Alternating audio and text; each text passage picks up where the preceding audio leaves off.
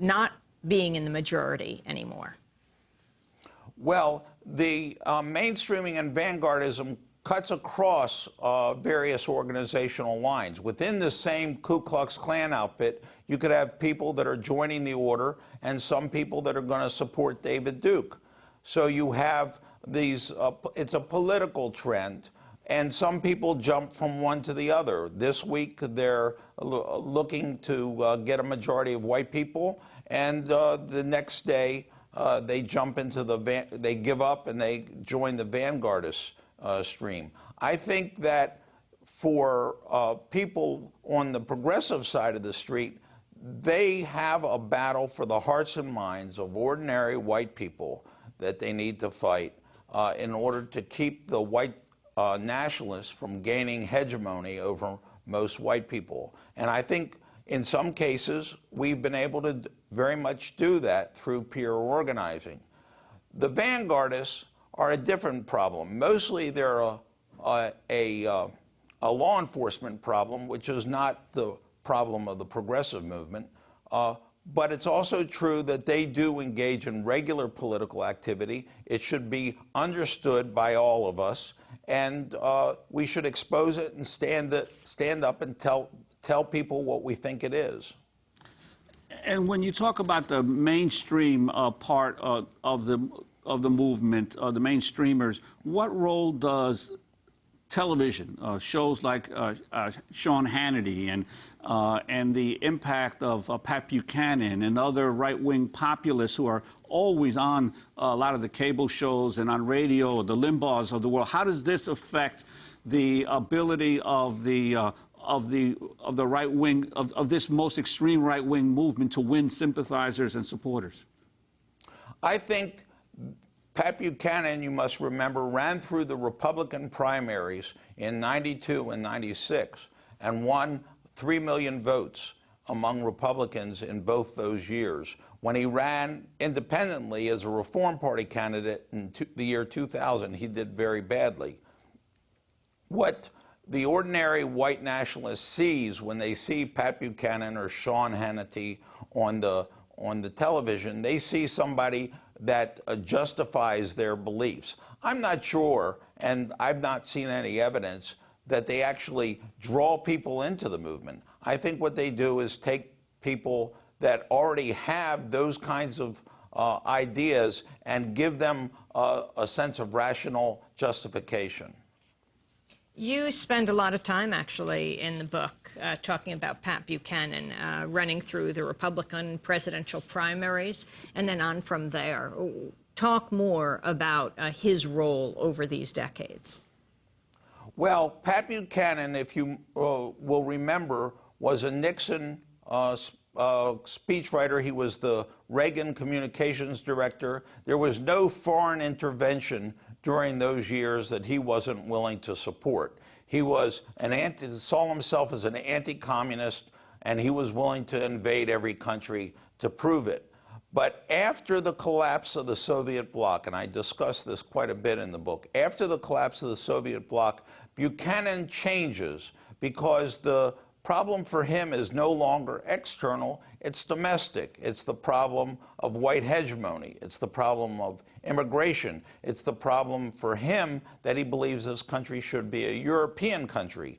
And he weds that to a long history of support for people charged as war criminals in the United States.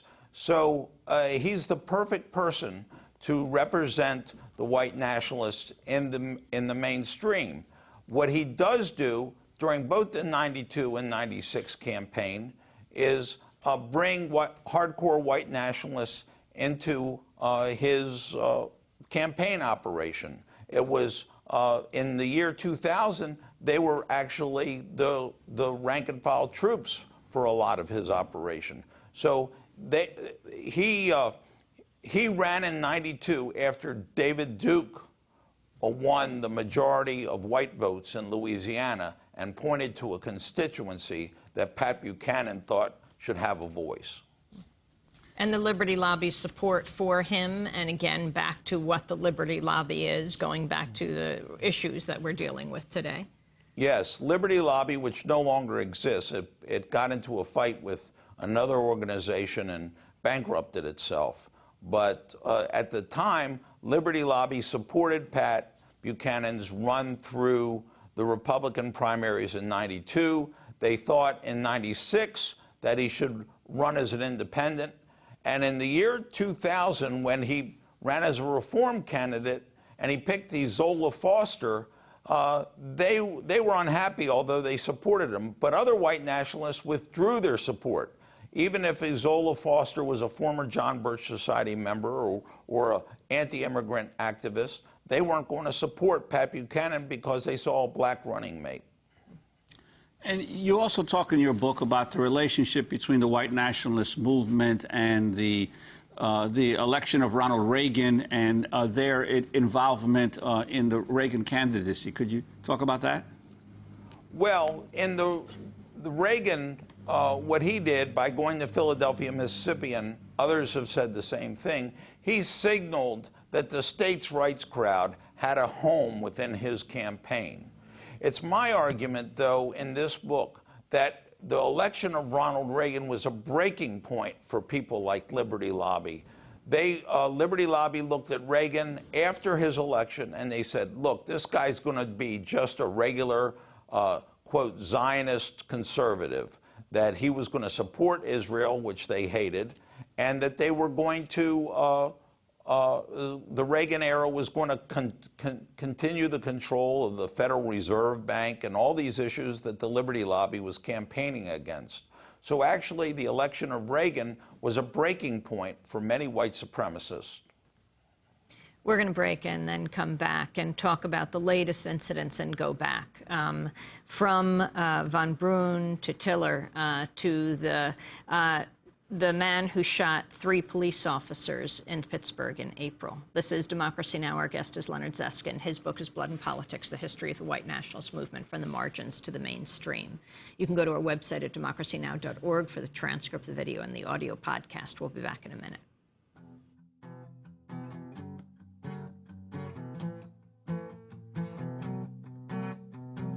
I woke up this morning and I turned on the news. It was a Sunday morning. They were sitting in the pews. The doctor's wife was in the choir. She was about to sing. She saw it all in front of her, and she heard that awful ring. In the name of God, he held his pistol, pointed at the doctor's head. In the name of God, he pulled the trigger. Now the doctor's lying dead.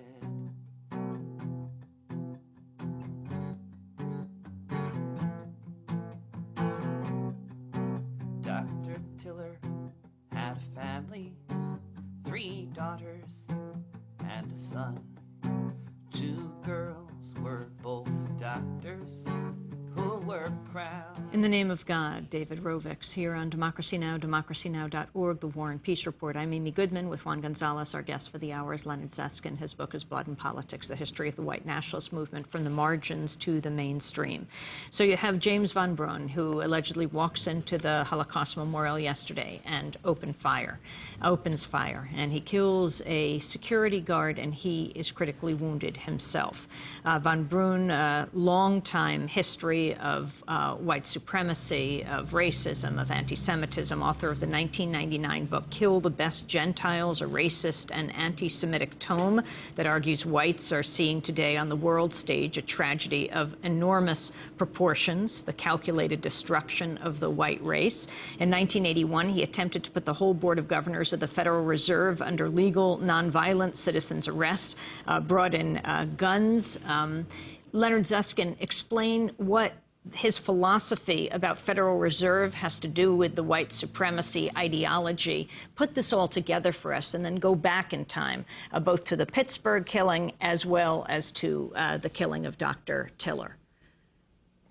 Well, the Federal Reserve has been a target of white nationalists, but also varieties of of far-right ultra-constitutionalists who don't have race at the center of their belief system. But for the far-right ultra-constitutionalists, they believe that the Constitution reads that a private agency like the Federal Reserve should not be coining money and regulating the value thereof, that it's the federal government that does it. For the white supremacists, they believe that the moment that the Federal Reserve Bank was created in 1913 was the moment that the international bankers, and they have a whole list in all their propaganda of who they believe the international Jewish bankers are, a list that, by the way, includes the Rockefellers, who weren't Jewish by any means.